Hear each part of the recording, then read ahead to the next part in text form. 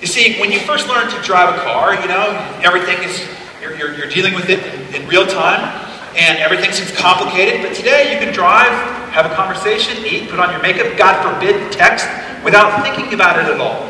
You see, 95% of all your behavior is completely unconscious.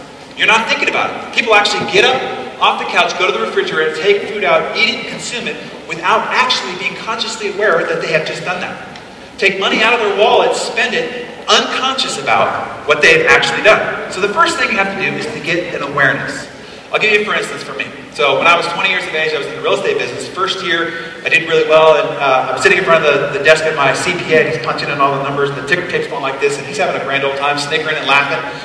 And at the end of it, he says, "Congratulations, son, you owe over $100,000 in taxes."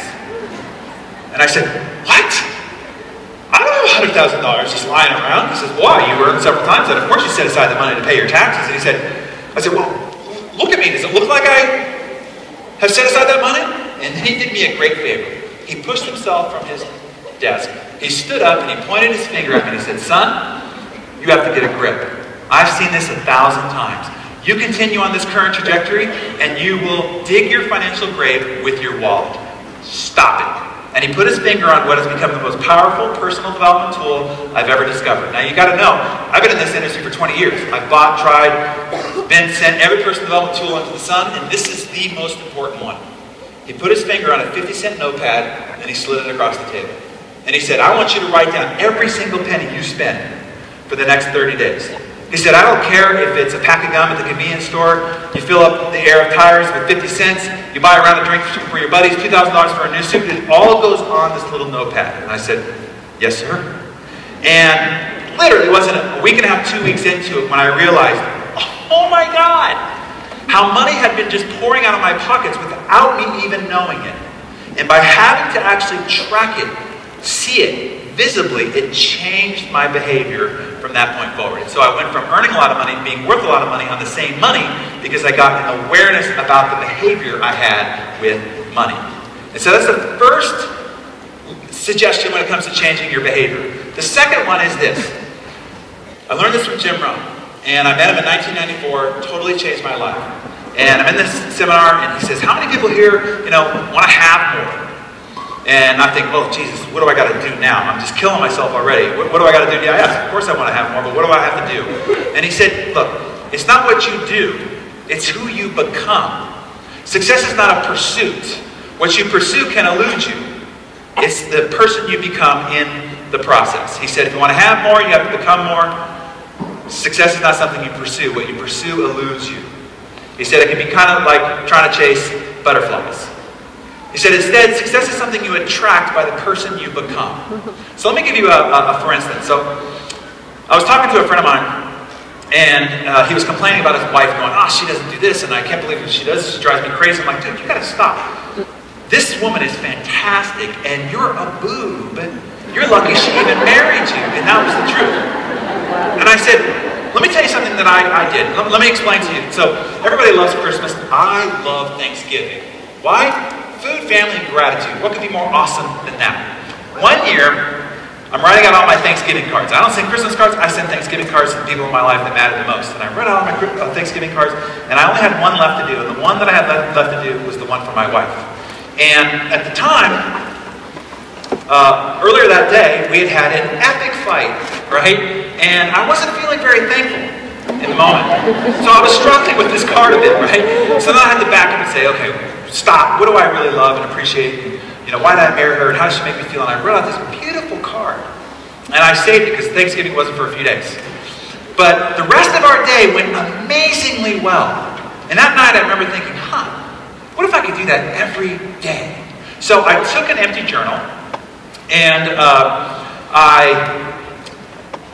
at the end of every day, I just wrote down one thing that I loved and appreciated about my wife that day.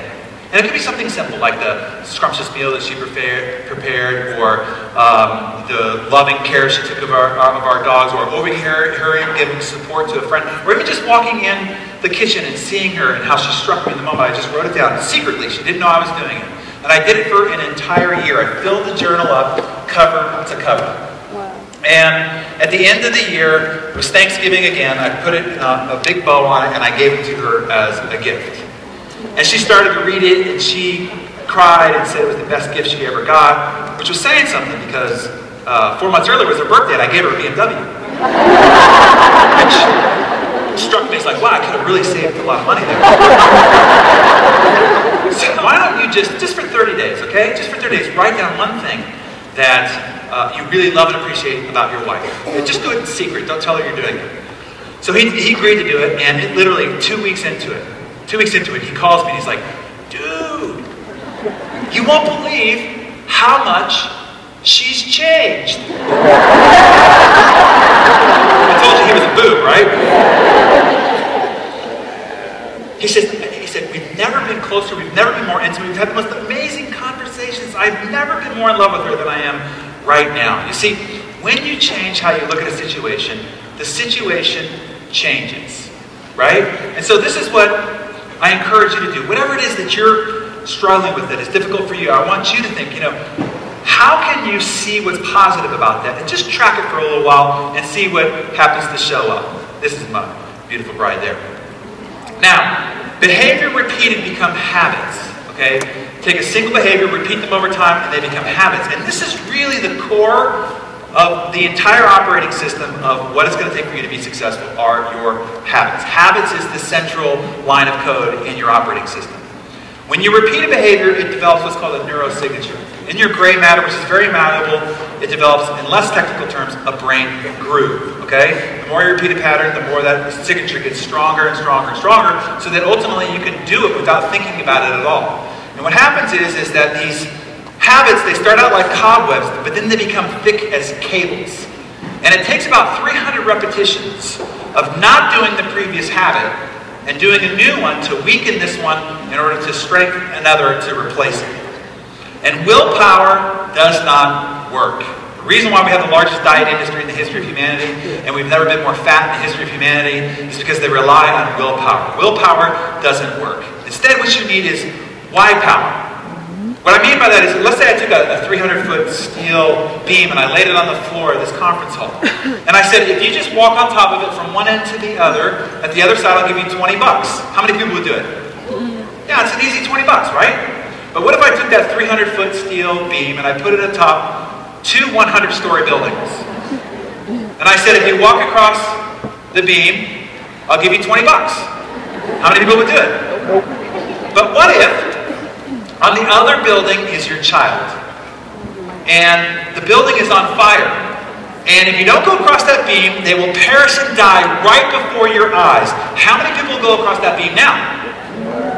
I did have one person in the audience say, I have 2 children. Which child?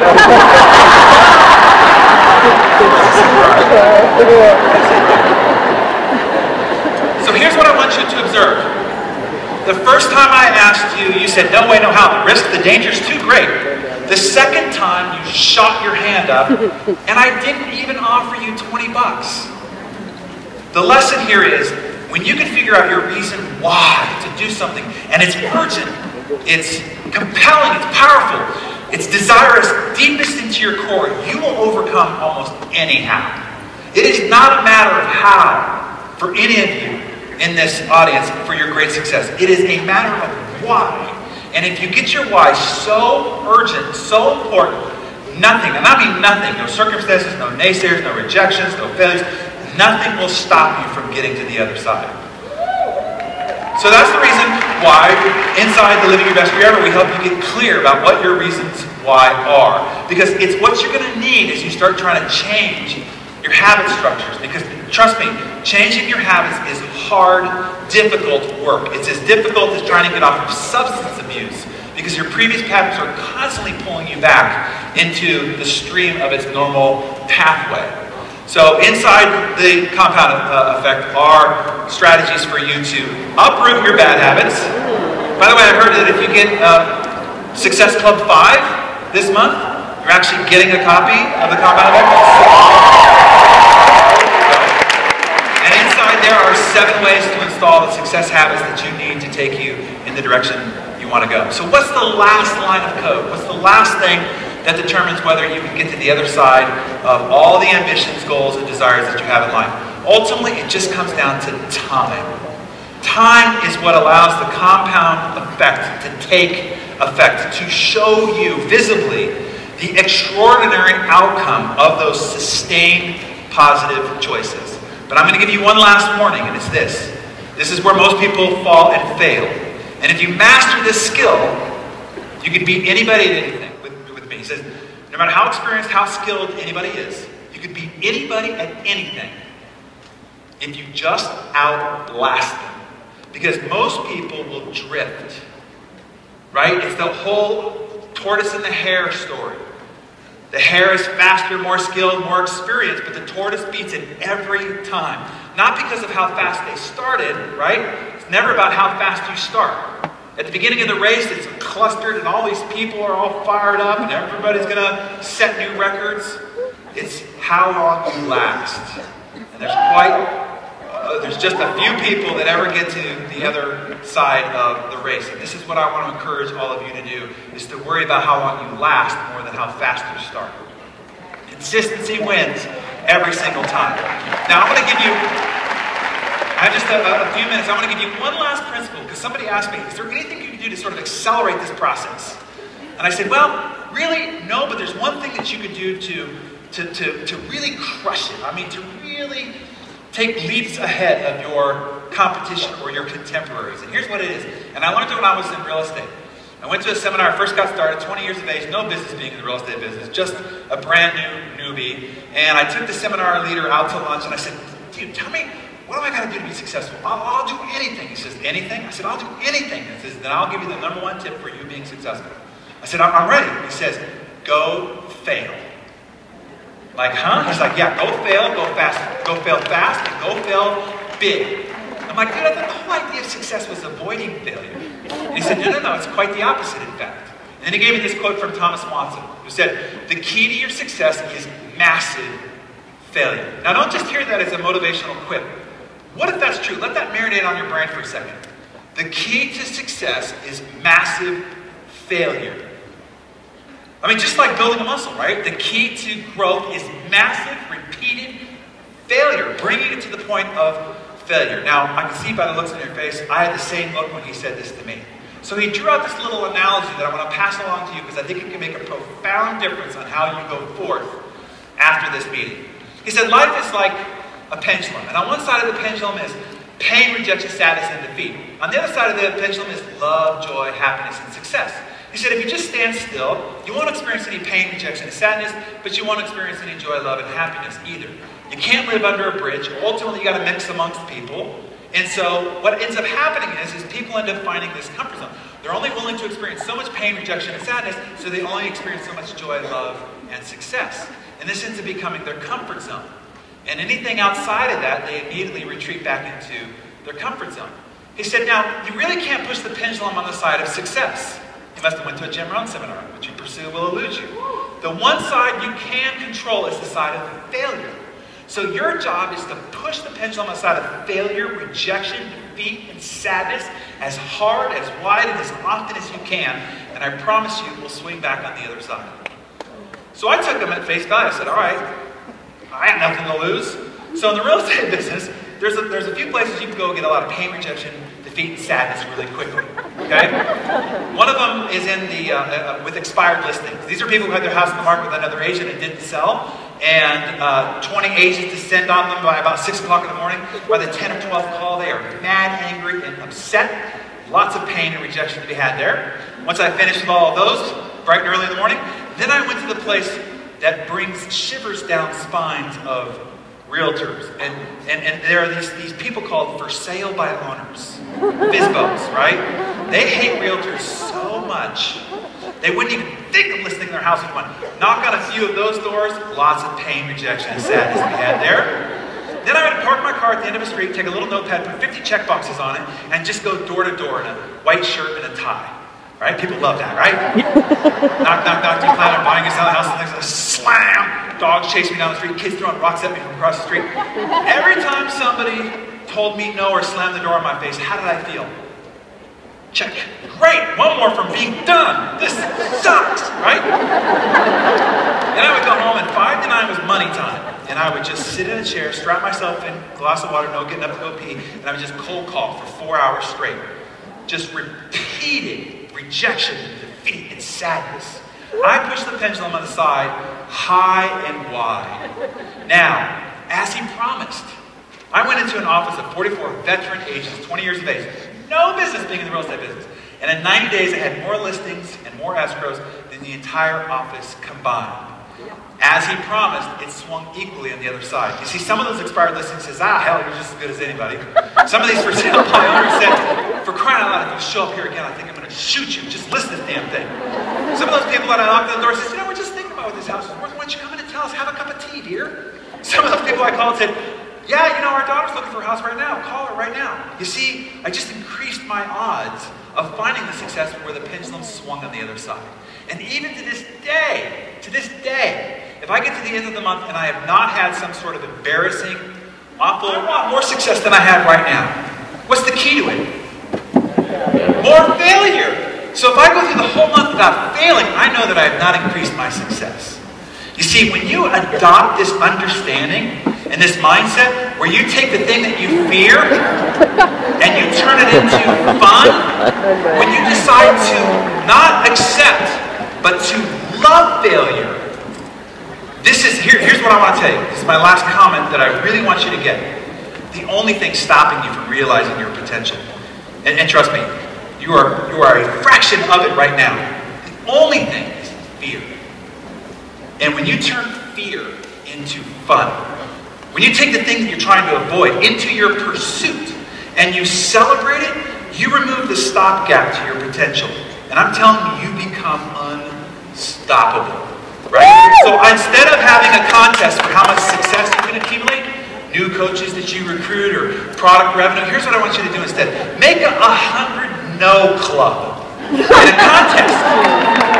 And see who can get to 100 no's the fastest. And whoever gets there wins. And then there's a booby prize. The booby prize is who has the most embarrassing, heart-stomping, gut-wrenching story of defeat. Whoever is the best story wins. Put them on the shoulder. Carry them around. I'm telling you, when you turn it away from fear and make it fun, and you pursue it instead of trying to avoid it, it releases your potential. It accelerates your success, and nothing can stop you. So the last thing I'm going to ask you to do is today, draw a line in the sand. Resolve. This is it.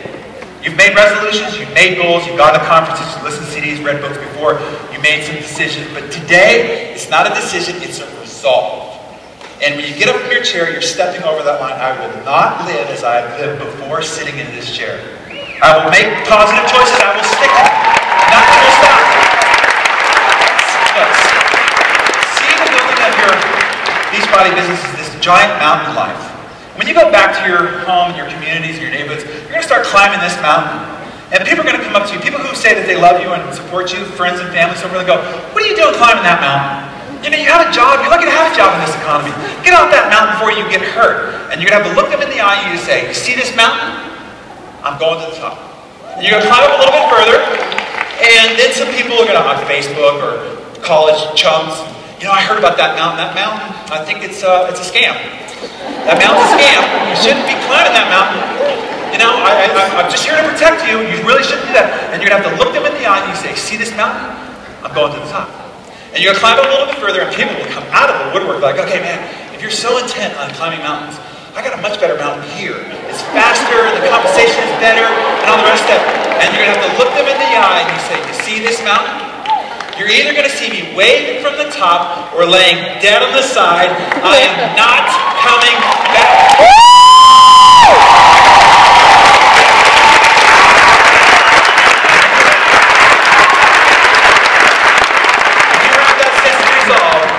It is the last attribute you need to accomplish any dream, hope, or desire that you've got. And I hope that you take it to its ultimate level. Maybe one day we're knee to knee because we're presenting you on the cover of Success Magazine. Thank you.